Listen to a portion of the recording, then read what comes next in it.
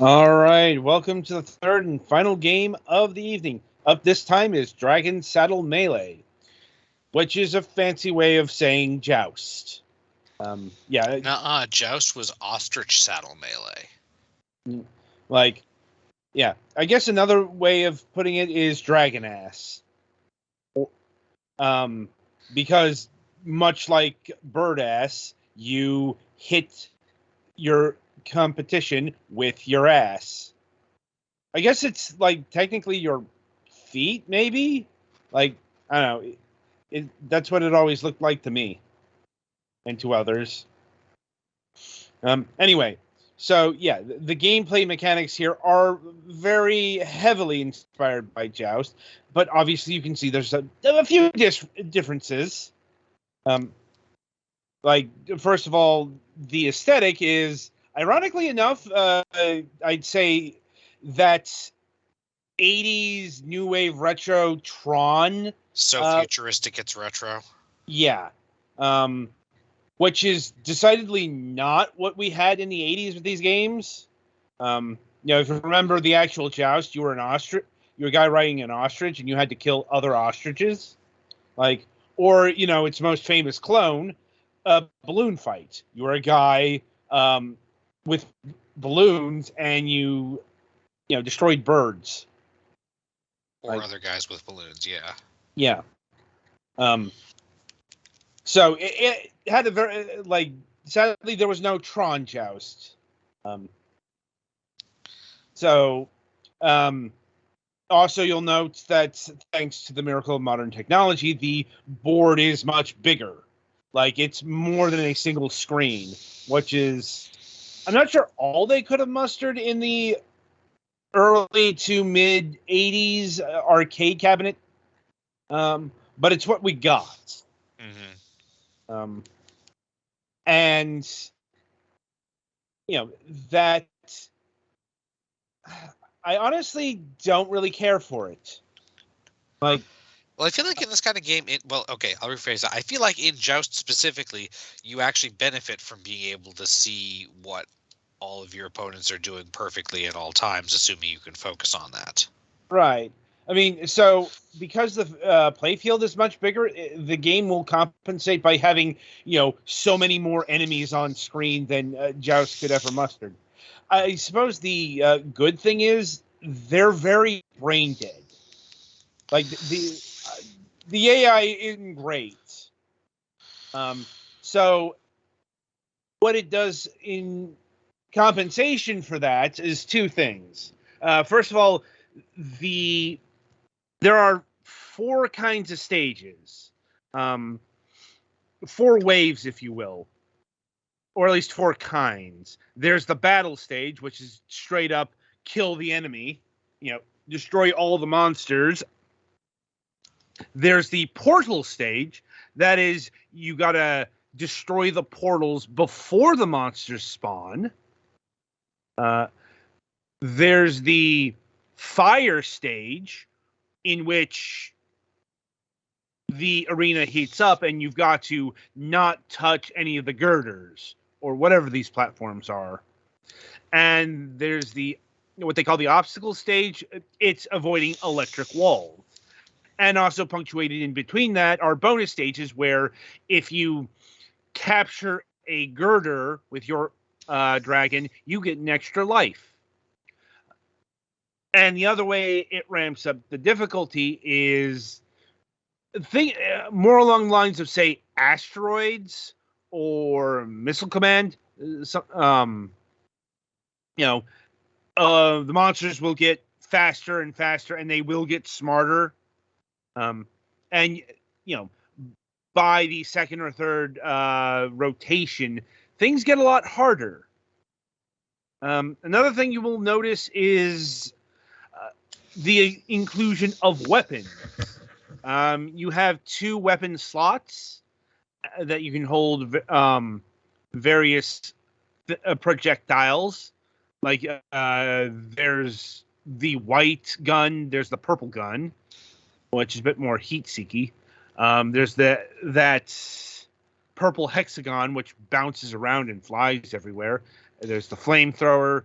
a few other power-ups I'm not remembering offhand. Right, the crossbow. Yeah, that's the purple shot.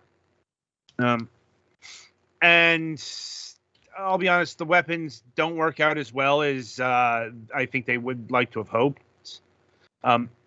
Here's the thing, given the physics involved, because I'll say the physics, they're joust-like. If you play this, the so game, very floaty. Yep. Hard to control. So you can't really aim good with these weapons. Maybe good close up in a pinch or something, but it feels more like luck. Especially with the more straightforward, literally projectiles. They're a nice addition, I suppose, but they don't. They're not the game changer you'd think they'd be. I suppose that might be a good thing considering the source material. I don't know. Like, I just didn't really care for the weapons all that much. So, worth noting, in spite of all the press materials here, really emphasizing the online PvP mode, which I tried a bit, but it was basically the same. There is a single player mode, which they dub practice, but it's the game, but you don't have to deal with anyone else online. So, and there are no bots. It's just a single player experience. I don't know why they labeled that as practice, but label it did. So it's not a multiplayer only affair. Anyway, as far as iterating and improving on the Joust formula, I don't think it really improves on it. It just maybe more brings it back, brings Joust or the gameplay of Joust into the modern age. Because playing Joust is actually pretty hard. Like, I don't think Joust has hit any of the modern consoles. I think the best you could do is the Midway Origins collection on PlayStation 3 and Xbox 360. Backwards compatibility on the Xbox, I think. I'm not sure if that particular title got the backwards compatibility. Like I said, Midway back in the day used to put out compilations all the time. I have a few. I still have a few in a box somewhere. But ever since they went under and all that stuff came under the stewardship of Warner Brothers, it's really hard to get a hold of that. Honestly, you're probably more familiar with Balloon Fight, if only because Nintendo very incessantly insists on including that with every retro system of theirs ever. No, I'm pretty sure Balloon Fight is on the Nintendo Switch Online. I'm pretty sure, yeah. So, I'm trying to remember if any other games really ripped off the Joust formula back in the day. Nothing's really coming to mind. I'm sure there were, but they're not games that survive the ages, let's say.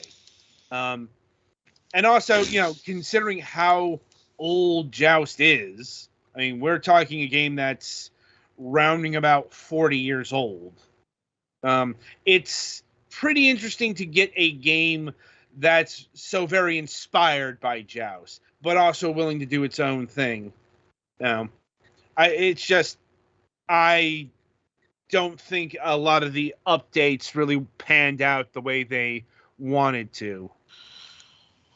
Like I said, it's as solid as it's fine. But it's like if Joust were actually available to play on modern systems, I'd actually recommend going and playing that because I think that's just a tighter experience. Not just in terms of the screen size, but here's the thing. This game can get a lot more tedious because there's a lot more to do. supersizing everything isn't necessarily the best course of action when it comes to arcade gameplay. I mean, also one of the biggest omission from this game is the lack of a pterodactyl. If you don't know what that is the thing that kept it's you. It's a prehistoric lizard. Then no, I'm kidding. Okay, that aside, it is the time pressure. It's you're not going to spend too long in this arena consideration that a lot of arcade games had, because arcade operators didn't necessarily want you on the arcade machine for a long time. So a lot of arcade games had this either nigh invincible or completely invincible monster that would kill you if you took too long. In the pterodactyl's case, it is killable, but it's not easy at all. Which is arguably the cooler kind, because then when you succeed at it, it's much cooler. Yeah, like the Xbox 360 version, you got an achievement for killing a pterodactyl. That's kind of how hard. That's kind of how hard it is.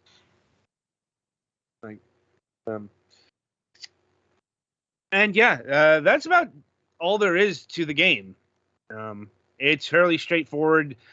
Not, it's just got the online and offline modes. And I think the price reflects that. It clocks in at $4.99. For $5, this is an all right purchase. Not amazing. Now, I'll be honest, I've never been the biggest fan of joust and balloon fights, extremely floaty mechanics. But, I can't deny that, joust is an arcade legend, and balloon fight has its place in the Nintendo pantheon. And yeah, I think that's about it on Dragon Saddle Melee. So that'll about do it for this review. And indeed, that'll about do it for this review session. So the week ahead, coming up on, March 2nd, we'll be having John Pickett of Manga Gamer back on the program. We'll be talking about Trinoline Genesis. There's another visual novel he brought up that was extremely not safe for work. As I mentioned time and time again with these conversations, he mentions, here's our most recent release. I'm like, how lewd is it? It's only available on the website, and it's very lewd. Like, you think after this? Well, we can talk about it. It's just, there's limitations to how much we can actually show of stuff that would get us banned from Twitch. Yeah, that's why I asked, okay, what about the other? What else you got? And he mentioned Trinoline Genesis, which is a sequel spinoff thing to Trinoline. I think we covered a few sessions ago. It would be a prequel, but who knows? Yeah. Having played a few hours, it's kind of like Clannad After, where it's got all the roots, and if you do the love confession, at least you'd think it would be the origins, but I know it's really weird. We'll get into it on Wednesday. Let's see. On Friday, March 4th, we'll be having our good friend Ross Bierly of Ghostlight Games returning to the program. I know. I'm like, it's been... a bit. It's been a few years. The short story there is he's been, or rather, Ghostlight Games, they've been busy porting games for other companies. In the past couple of years, and only very recently have they returned to publish an actual title under their own banner. Not surprisingly, it's Mary Skelter 2. If you remember, we actually did a review of this game last season, I believe. Like, not too long ago. Yeah, I think so. Like I said, remembering